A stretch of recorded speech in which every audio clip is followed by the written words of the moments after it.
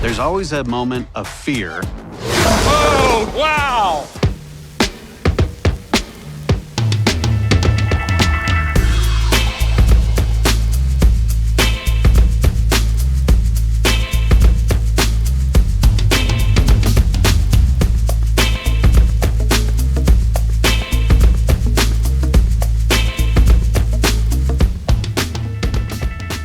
Yeah, well, for instance, The Fly, all hail to David Cronenberg, whom I saw recently in the last couple of years. Boy, he did a good job. I was lucky to work with that brilliant artist. Yes, in this episode, we visit Phil Tippett, who I knew from his work on Jurassic Park. I'd met him around then. He won an Oscar for that and for Star Wars. And he's a very serious thinker and quite eloquent and poetical about monsters and our shadow selves and how to form monsters that really dig deep into people's guts and their psyches, and how you do that. That's what he's devoted his life to. So, yeah, I got a deeper view into and an encounter with and an understanding of this thing that has fascinated me from childhood on, and yeah, has been a part of my work all along.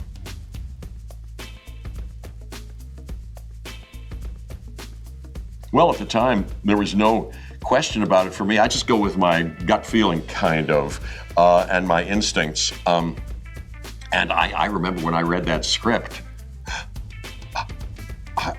maybe I'd seen when I was a kid the original Fly. You know, we saw a lot of Vincent Price movies. My sister and I, we used to go to the Leona Theater in Pittsburgh, and we saw a bunch of those. So I had that, and I read it. Oh, there was no question about it. I thought, oh, this is fantastic. I want to do this, and that's all it took for me. So I liked it, and I think I had liked maybe I had seen, Lon Chaney, all those good performances by guys who, have I been talking about, Frankenstein and Dracula and the Wolfman and the Mummy. My sister and I went to see a double bill where I was a teenage Frankenstein and I was a teenage werewolf with Michael Landon from Bonanza, Little Joe and Little House on the Prairie later. Oh, but one of his early movies was I was a teenage, he transformed himself into a wolf. Oh, I like that. And of course, it was just before that. Yes, I had done The Big Chill already, and Bill Hurt, of course, had done Altered States. So I dug all those kind of movies. There were good versions of many people who had, transformed in parts. I liked it.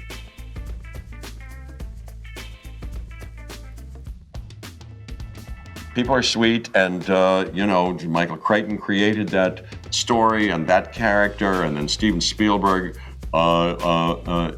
did his brilliant work on it, and I was lucky to get a chance to do it. And it really touched something in people. They got a kick out of it all over the place, of all ages, and I'm excited for this next one. I think it's going to be good.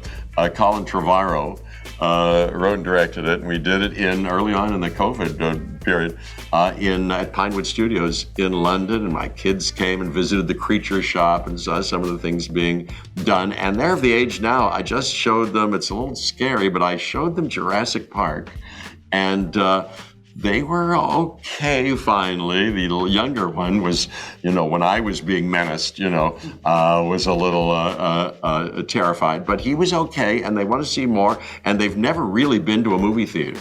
We've tried to keep them away from screens because I want them to be nature oriented more and real life oriented. But I love movies, and I can't wait to show them things. And I think by the time it comes out this summer, we will take them to the movie theater. I think it's going to be good.